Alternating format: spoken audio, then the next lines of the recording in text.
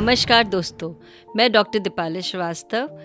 Family planning unit की incharge from Queen Mary hospital, King George's medical university.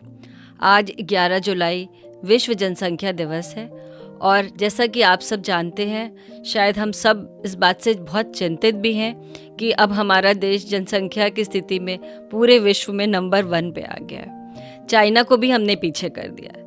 और हम ये भी बहुत अच्छे से जानते हैं कि इस जनसंख्या विस्फोट, ये जो अनियंत्रित जनसंख्या हमारे देश की है, इसको रोकने का सिर्फ और सिर्फ एक ही उपाय है कि हम अपने परिवार को सीमित करें, तभी हम अपने संसाधनों का सही उपयोग कर सकेंगे।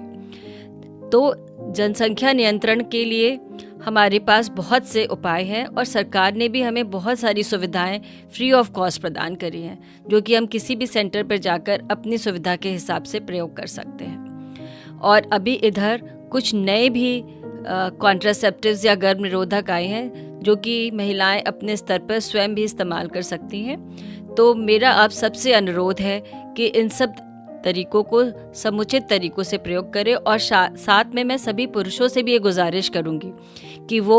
अपने हिसाब से अपने जो कॉन्ट्रासेप्टिव्स हैं उनको प्रयोग करें और साथ में अपनी महिलाओं को भी सहयोग करें जो कि इन साधनों को प्रयोग करती हैं, ना कि उनको डिस्करेज करें। हमारे पास ऐसे भी केसेस आते हैं कुछ लोग कि हमारे पति नहीं तैयार हैं या हमारे घर वाले नहीं तैयार हैं, तो कृपया आप उनकी सीढ़ी बनिए, उनकी सफलता की सीढ़ी बनिए, ना कि उनको डिस्करेज करिए। क्योंकि हम सब जानते हैं कि एक रोटी अगर हमारे घर में है तो अगर हमें 2 बच्चे पालने हैं तो शायद हम आसानी से पाल लेंगे, पर अगर वही रोटी हमारे 6 बच्चों में बट जाएगी तो हम सब जानते हैं कि इसके कितने दुष्परिणाम होने वाले हैं।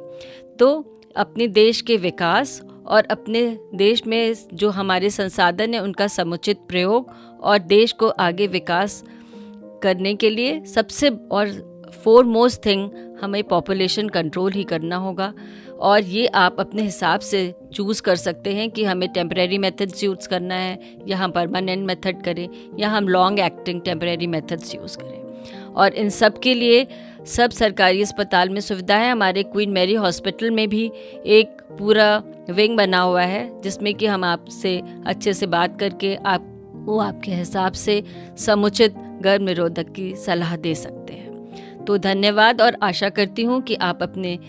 आप से देश के लिए ज़रूर सोचेंगे और देश के विकास में साथ देंगे। धन्यवाद।